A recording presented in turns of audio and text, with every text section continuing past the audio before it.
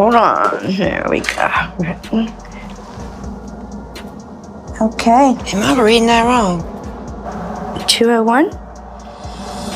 The morning did not feel like a morning. It felt like a warning. Amy lay awake staring at the ceiling, listening to the slow, heavy breathing of the people sleeping in the house. No birds outside. No peaceful silence. Just the loud beating of her own heart inside her chest. She hadn't slept. Not really. Every time her eyes closed, the same thought pulled her back awake like a nightmare on repeat. Am I going to jail today? Or am I going home to my kids? She sat up slowly, rubbing her face with trembling hands. Breakfast, some good night sleep, some good morning sex, something. She muttered to herself with a tired laugh that didn't sound like laughter at all. Anything to make today feel less real. But nothing could. Today was court day. And court day doesn't care about your fear. Movie, camera, documentary, narration. This is not just a story about a court case.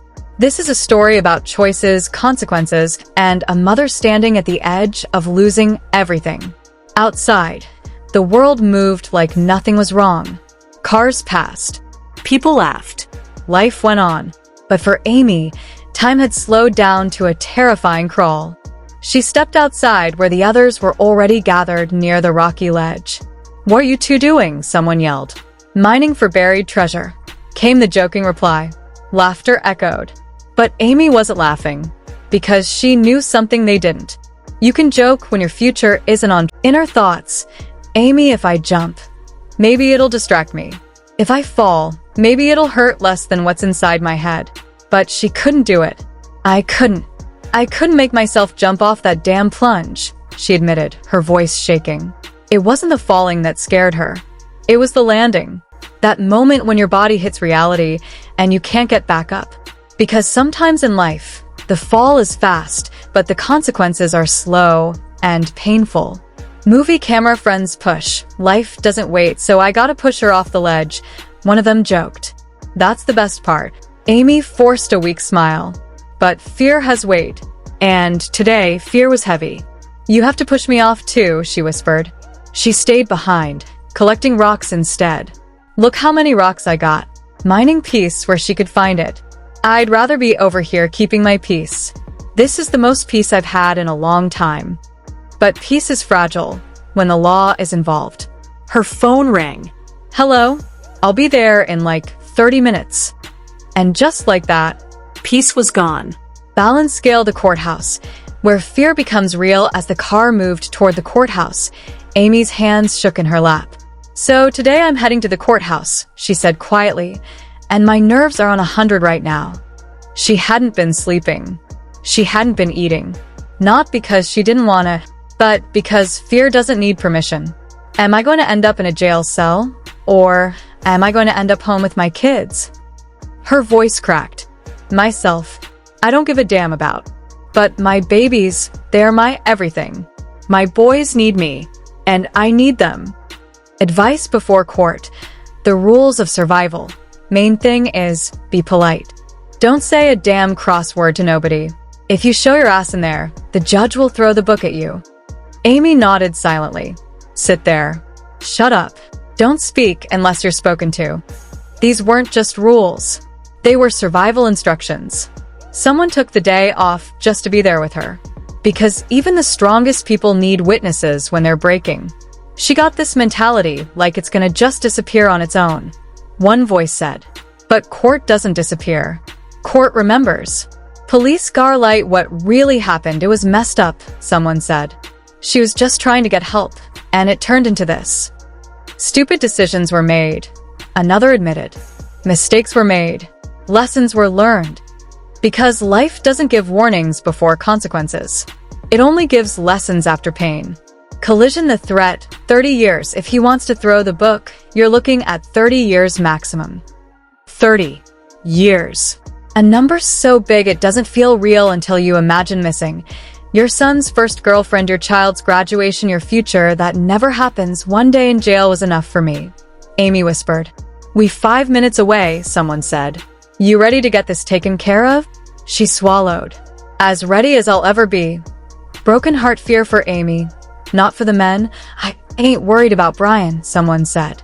He's a man. He can handle jail. But Amy, her world might come to an end if she goes in there. Because jail doesn't hit women the same way. It hits their children too. As she stepped out of the car, struggling with oversized shoes, she whispered, I've got 2 babies that love me. I've got a wonderful boyfriend. We're about to move into a bigger place, get married. So much is at stake. I'm scared.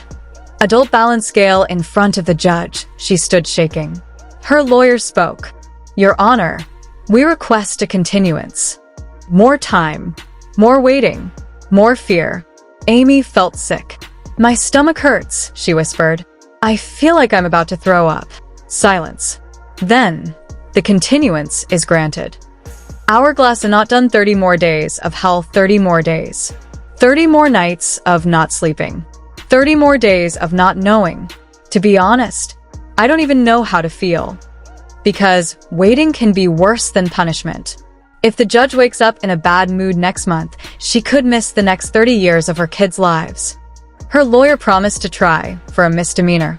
But promises don't control judges. End of part 1 cliffhanger for the next month. Amy is stuck in limbo.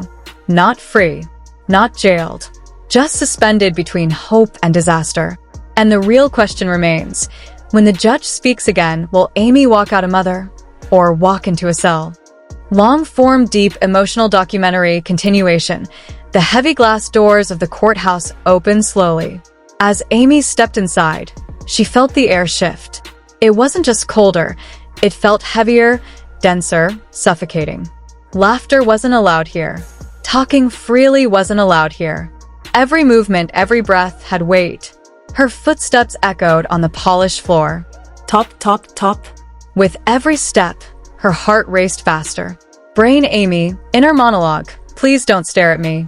Please let the judge be in a good mood. Please, don't let today destroy my life. Her hands trembled. Her palms were sweaty, gripping the edges of her bag. Her lawyer walked ahead. Brian and the others followed. But inside, she felt completely alone. Movie camera documentary narrator, a courtroom is more than just a room. It is where lives are weighed in minutes. Where decisions can erase futures in the blink of an eye. Where no one cares about your motherhood, your love, your heart. Here, there is only the accused. They all sat down. The bench above was empty. The judge's chair loomed like a silent shadow over them. To Amy, it felt like sitting on the edge of a cliff. One wrong move, one wrong word, and the fall could be permanent.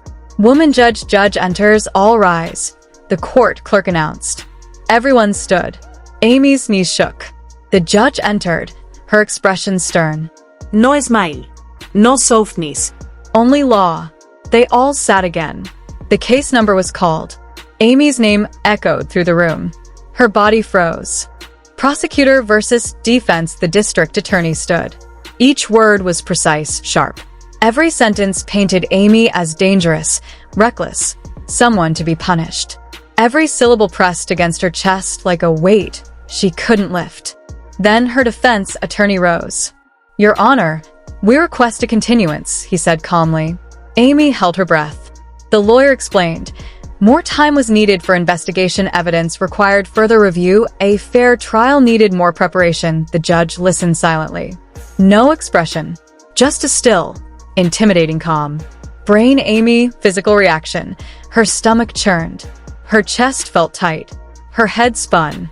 My stomach really hurts right now, she whispered under her breath. I hope I don't throw up. The silence stretched for what felt like hours. Hourglass not done, the longest silence. The judge closed the file slowly. Everyone held their breath. And then the words fell like a heavy hammer. Continuance granted. Collision relief and tension collide. There was no applause. No laughter. No sigh of relief. Only one deep, shaky breath. Amy's. She hadn't won. She had only been given a temporary reprieve. The fear of jail, of losing her children, hadn't gone anywhere. It had only been postponed. 30 days longer. Brain Amy, confused and nervous. To be honest, she whispered quietly, I don't even know how to feel. Is it a relief? Or a curse? She knew all too well. The judge's mood next month could decide her life. Warning the shadow of 30 years, if the judge wakes up in a bad mood next month, someone murmured, she could miss the next 30 years of her children's lives. Amy closed her eyes. 30 years, her son growing up without her, milestones she would never see. And all of it because of one day, one mistake. Balance scale the lawyer's hope. My lawyer said they're trying to reduce it to a misdemeanor, she heard softly. It was a flicker of hope, small but real. But hope doesn't erase fear. Everything still depends on the DA and the judge, someone added. The lawyer can only argue. Harsh truths, no one said you both think very much, someone muttered. Focus on what's happening in your lives first, then worry about celebrations. Amy's smile faltered. The words stung, but they were true. Movie camera, end of part 2. Cliffhanger. As Amy exited the courthouse, she looked up at the sky. The sun was shining. The world seemed normal, but her life was suspended in shadow. 30 days. 30 nights of fear. 30 days before the next chance to save everything that mattered. Would she walk out free next time or face the walls of a jail cell? Amy, inner monologue, I can't lose them. Not my babies. I can't fail them. I won't. Every sound in the house made her jump. The phone ringing, the mail dropping, the neighbor's dog barking. Every sound reminded her, the world is moving, but I could be stopped. Baby taking care of her children. Amy's days were consumed with ensuring her children's world remained untouched by her fear. She baby-proofed every corner of the house, securing cabinets, locking doors, checking smoke detectors, patting sharp corners. Her hands moved with precision, almost obsessively. It wasn't just care, it was a ritual. A ritual to protect her children from the uncertainty of her own life. At night, she watched them sleep and whispered promises she wasn't sure she could keep. I'll always be here. I'll always come home. I promise. House relationship pressures. Brian tried to be her anchor, but even he struggled under the tension. Don't worry, he would say, holding her hand. But Amy could see it in his eyes. The strain, the fear, the helplessness. Arguments became more frequent, small disagreements amplified by fear and stress. She's not taking care of herself, Brian admitted one evening. I just want her to eat, to sleep, to survive this without breaking. Amy would nod, forcing a smile. But inside, every day was a battle against panic, against hopelessness. Movie camera documentary, narrator. 30 days in limbo changes people. Even the strongest crack under the pressure of uncertainty. Even love is tested when the world feels ready to collapse. Amy's mind became a battlefield. Fear of jail, fear of losing her children, fear of failing as a mother, partner, and human being. Every decision was weighed against a what if. What if the judge decides differently next month? What if I miss a step? What if I lose everything I've worked for? Brained the mental struggle. Amy spent hours pacing the house, her thoughts spiraling. Sometimes she couldn't eat. Sometimes she couldn't sleep. Sometimes she couldn't breathe. I feel trapped inside my own life, she admitted one morning. I can't control anything. I can only wait and hope. She tried journaling, meditating, anything to calm the storm inside her mind. But hope was fragile. Fear was loud. And every passing day reminded her, time was running out. Balance scale. Dealing with public judgment even outside the house. Amy felt the pressure. People looked at her differently. Whispers followed her. Assumptions were made. Gossip spread. She felt the world watching her, judging her, waiting for her to fail. I didn't ask for this, she whispered to Brian one night. But it's like everyone expects me to break, to mess up again. Brian held her tightly. Just breathe, he said. We're in this together. No one can take that away. But Amy knew reality was not that simple. Broken heart. Emotional breakdown. One night, after putting her children to bed, Amy sat alone in the dark, shaking. Tears rolled down her cheeks as memories of the court day replayed in her mind. The judge's cold stare, the DA's accusations, the fear of 30 years, her children's innocent faces. She clutched her knees, sobbing quietly. I can't lose them. I won't, she whispered into the empty room. It was both a promise and a prayer. Brain facing reality. Amy had no illusions. Her freedom was not guaranteed. Every day was a tightrope between hope and despair. She scheduled meetings with her lawyer, reviewed documents, and tried to prepare for the next hearing. But preparation couldn't erase fear. Preparation couldn't stop the nights of sleeplessness. Preparation couldn't stop the panic when she imagined losing everything. Documentary narrator 30 Days in Limbo is not just about waiting. It's about learning how fragile life is. It's about realizing how strong love can be. It's about surviving in the shadow of what might be the worst days of your life. Amy survived, but she carried every moment with her. Every sigh, every tear, every anxious thought became part of her story. Every heartbeat reminded her, her life, and the lives of her children, hung in the balance. Ring dreams still in the distance through all the fear and stress, Amy tried to hold on to her dreams, moving into a bigger home, making it safe for her children, planning a future wedding, creating a life filled with love even as the world seemed ready to collapse around her. She held tightly to these dreams, because if she lost hope, she might lose herself. Clapperboard, end of part 3. Emotional cliffhanger. As the days counted down toward her next court hearing, Amy moved through life like a shadow, always cautious, always fearful, always aware that one wrong step could change everything. But she didn't give up. She didn't break completely. And she didn't stop fighting, because the stakes were higher than anything else in the world. Her children. And she would protect them, no matter the cost.